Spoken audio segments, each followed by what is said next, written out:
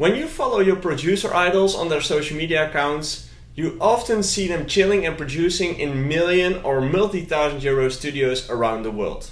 Sometimes they include several sets of very expensive studio monitors, a big SSL console, and so on. Do you really need all of this expensive gear to make music on a competitive level? Definitely not. Of course, it helps and it's very nice to sit and produce in such an environment, but you can definitely work with way less.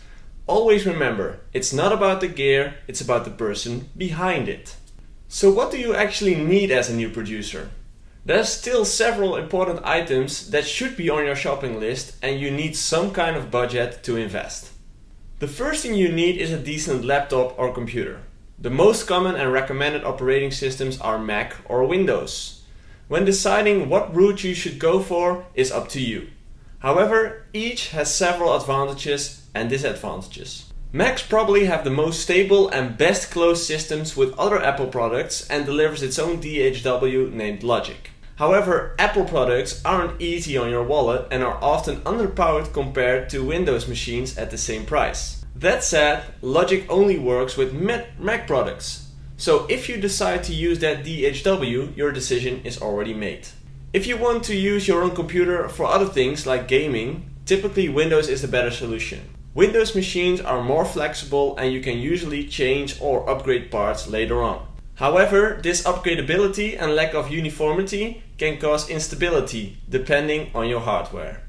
Another important decision that goes hand in hand with choosing an operating system is finding a digital audio workstation, also known as DHW. No one can give you the right answer to this question as it's a very personal experience to find what works best for you. Furthermore, everyone will tell you something different. Other DHWs you should have in mind next to Apple's Logic are Studio One, Ableton Live, Fruity Loops, Cubase, Pro Tools, Reason and Bitwig. Most of these have a free trial, so don't be afraid to try them all. The next thing you should get is an external sound card. There are a lot of good solutions in the 100 to 200 euros price range and deliver everything you need as a bedroom or home producer, like the Focusrite Scarlett or the Steinberg UR series. No matter what you end up getting, you should definitely make sure it has the features you need. Do you need a MIDI? Will you be using multiple pairs of speakers? How many inputs or outputs do you need? Does it support your operating system? I would recommend going to your favorite music store to find advice on this one. Now it's time to take care of your listening environment.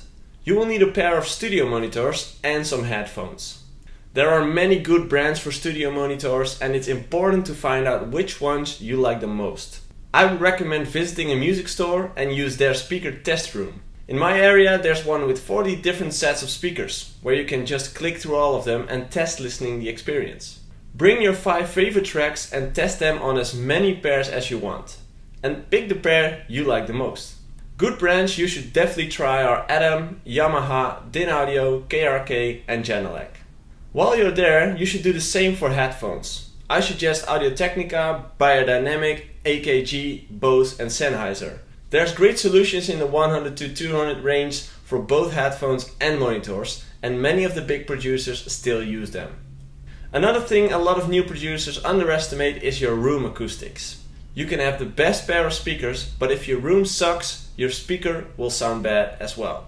Before you invest into expensive speakers, you should definitely consider your room acoustics first. If you want to know more about this topic, make sure to check out my interview with Jeffrey from the Goose Mastering, linked below. Lastly, if you know how to play piano, a MIDI keyboard is a must-have for you too. Your creative juices will flow easily if you record what's in your head directly into the computer. But even if you don't really know how to play the keys, a keyboard still helps to speed up your workflow and creativity. What does your studio setup looks like and what's the best investment you've made? Let me know in the comments.